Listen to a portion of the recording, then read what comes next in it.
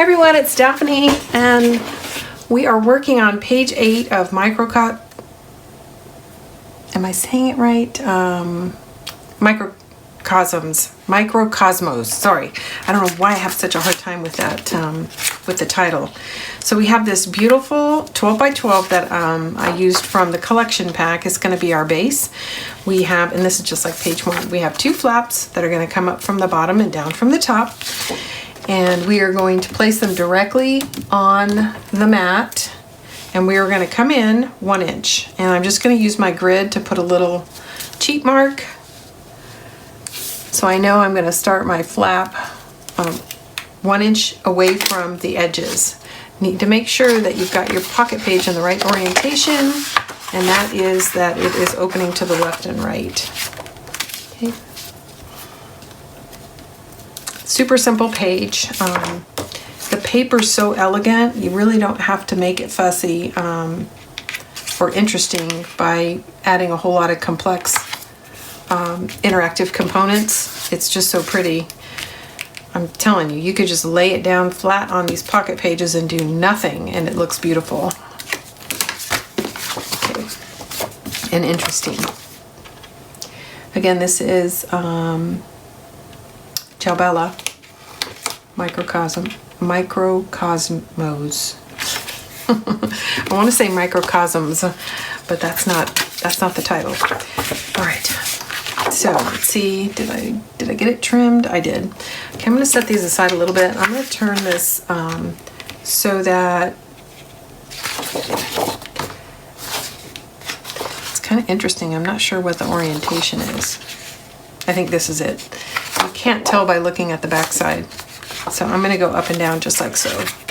Let's see what it looks like with the images that I chose. I think this is what I was going to do.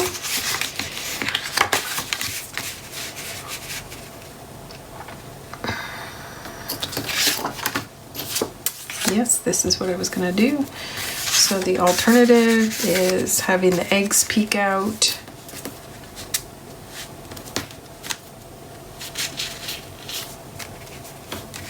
And the snail on top. I don't know. What do you guys think? I think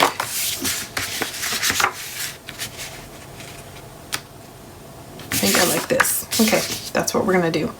All right, well, let's go ahead and I'm gonna check this. I'm gonna turn this around and see if I like it better this way. It could definitely go this way. So this bug's flying up, this one's flying down, so you've got a little bit of leeway.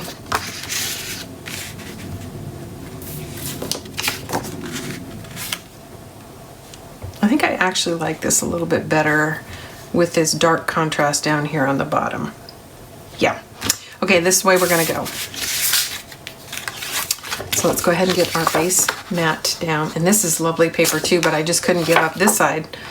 Telling you, if I was going to start over, I wound up using one of the 12 by 12 collection packs, which has 12 designs, one of the what they call patterns, which has 8, and one of the 6 by 6. So I used one of each of the sort of formats, but if I had it to do over again, I think I'd be tempted to get 2 of the 12 by 12s.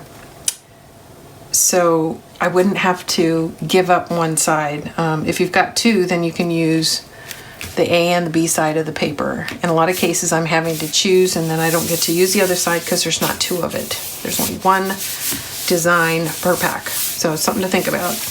And I could easily have used the other side with those ladybugs on it as trim pieces and throughout the book. Okay, there we go. Now let's get our magnets in. Okay,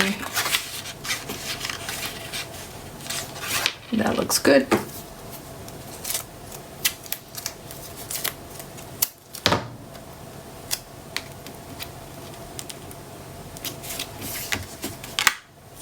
I'm just trying to make sure that it's far enough away from the edge that when I put my designer paper in, I don't have to worry about trying to cover up my magnet. And this, I made a mistake, I can tell you. That this piece of tape is too long, so I'm going to tear it so that it's not coming into the into the border once I put my designer paper down. So the magnet's in an okay place, my tape was too long.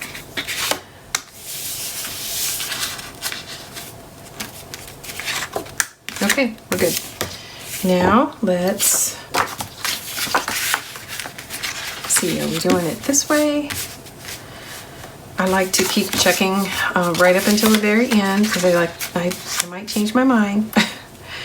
Actually, I think I'll do it this way because the top flap was covering too much of the eggs, and this way it comes down to the snail and doesn't actually interfere with the design itself. So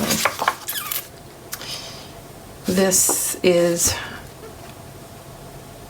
from the A4, and I can tell by what's on the back of it. It's either the A4 or the cover. I think it's the A4.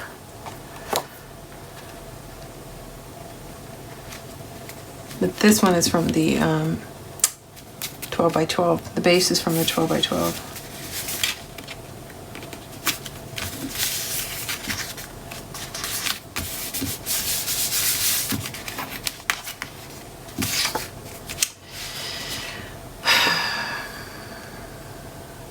I think this is from the A4, I'm sorry. Because the butterfly doesn't look like the large one, but I'm not sure.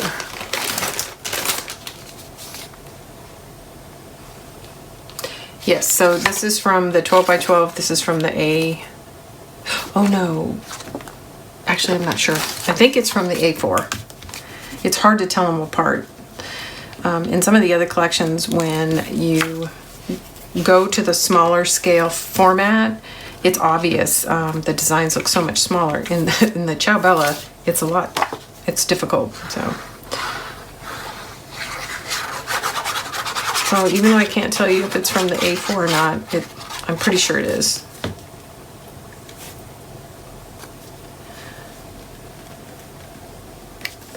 Okay, again, we're on page 8.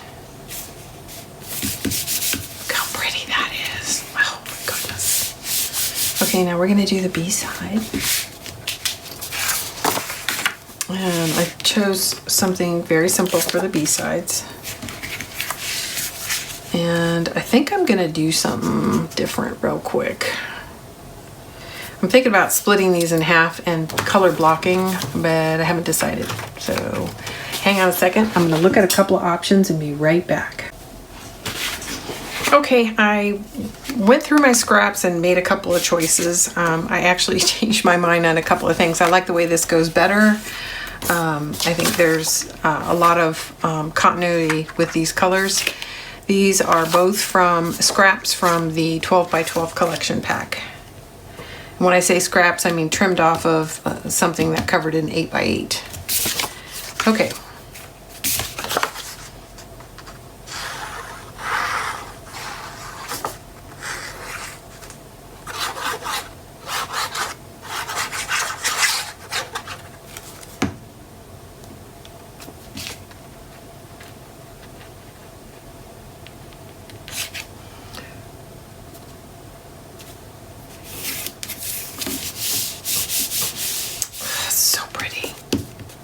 So pretty.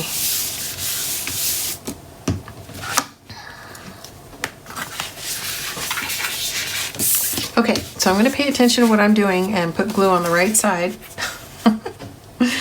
So we have this choice or this choice.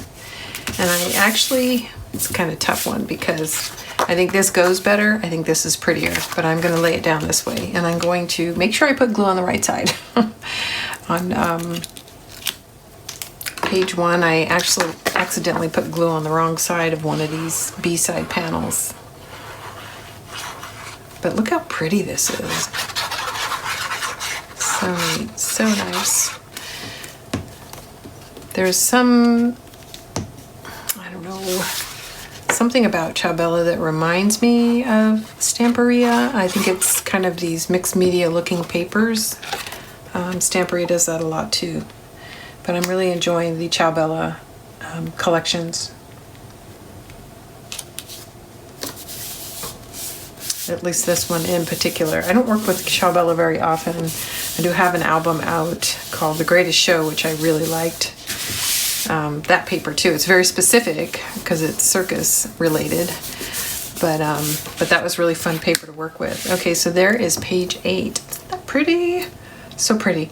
Okay, when I come back, we'll be working, I think what I have planned right now in my head is we're going to start working on the inside and outside covers of the album, as well as actually install the pages. So that's it for page 8.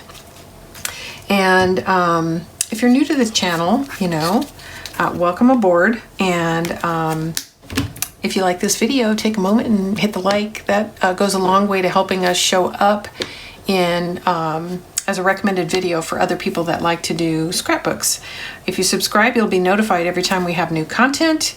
And we try to get something out every couple of weeks. Occasionally, we're faster than that, and sometimes we're slower, but about every 2 weeks we try to get an album or a project out. So if you're new to the channel, be sure to check out our playlist. We have over 45 completed projects with detailed tutorials just like this one. So take a look around. If you search by date, basically they'll show up in the order that I release them, and that's typically in the order we get the paper. So the newest paper lines are going to be the ones that have been released most recently.